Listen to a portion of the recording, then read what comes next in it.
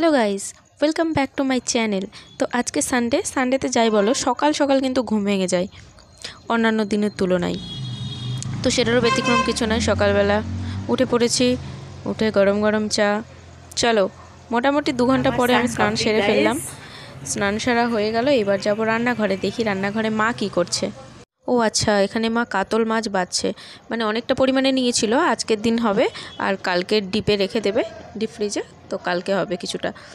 তো এখানে মা মাছ ধুচ্ছে, এখানে লবণ হলুদ মাখিয়ে রেখেছে, অন্যদিকে তোমার আলু কলা কেটে রেখেছে, আর এখানে মশলা পেঁয়াজ লঙ্কা আদা রসুন। এখানে মাছ ভাজা হচ্ছে গরম গরম, গাইস দেখে জিভে জল চলে এলো। আর এখানে কষানো হচ্ছে তরকারি, আলু কলার ভাত হচ্ছে এক সাইডে। তো মায়ের মাছ ভাজা হয়ে গেছে। মার কাছে একটা মাছ চেয়েছিলাম, কিন্তু মাছ দেয়নি আমাকে, এই যে মাথাটা দিয়েছে মাছের। তো মাছের মাথার আমি চোখটা খেতে খুব ভালোবাসি। দুপুরবেলা একটু খাওয়া দাওয়ার পরে টানা ঘুম দিয়েছিলাম, এখন বাজে সন্ধ্যে 6টা। তো এখন রেডি হয়ে গেছি, আমরা সুমন কফি হাউসে যাব। তো ওখানে গিয়ে তোমাদেরকে ওইখানকার ভিউটা দেখাবো, খুব নাম করা আর কি, কফি হাউসটা খুবই নাম করা। সেখান থেকে তোমার মোটামুটি ধরে নাও 28 কিলোমিটার। এই যে সুমন কফি হাউস, মানে গাজল থেকে অনেকটাই ভেতরে আর কি।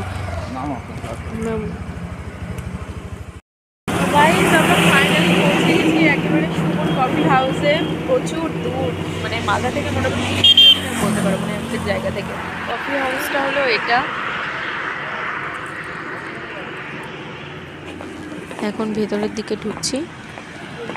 অনেকটা উন্নত করেছে, মানে আগে থেকেই ভালো ছিল, তাও এই যে লাইটিংয়ের ডেকোরেশনগুলো এগুলো ছিল না, এগুলো নতুন করে করা হয়েছে। আর দুই সাইডে দোলনা রয়েছে। একটু কিছু দূর হাঁটার পরে নিচে এইখানে ছাউনি টাইপের করা রয়েছে, ফ্যানও রয়েছে। আর এখানে খুব পোকা, মানে লাইট জ্বলছিল তো সেই কারণে আর পোকা আর কি। চলে এসেছে মেনু কার্ড। এই মেনু কার্ডের মধ্যে অনেক রকম আইটেম আছে, সবগুলো আর কি ছবি নেওয়া সম্ভব হয় না। আর দেখো গাইজ, এই পেছন দিকে একটা পুকুর টাইপের করা আছে, এই পুকুরে কি রয়েছে দেখবে? চলো দেখো। দেখতে পাচ্ছ সাপ, এটা হলো ডোরা সাপ। তো দেখেই অবাক হয়ে গেছিলাম, মানে যদিও আমি দেখিনি, প্রথমে মা দেখিয়েছে।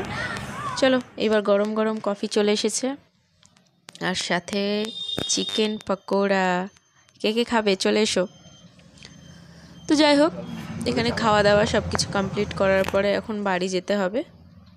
এই যে বাইরের দিকের ডেকোরেশনটা দেখো কি সুন্দর, মানে একটা আলাদাই অনুভূতি। Thanks for watching guys, by.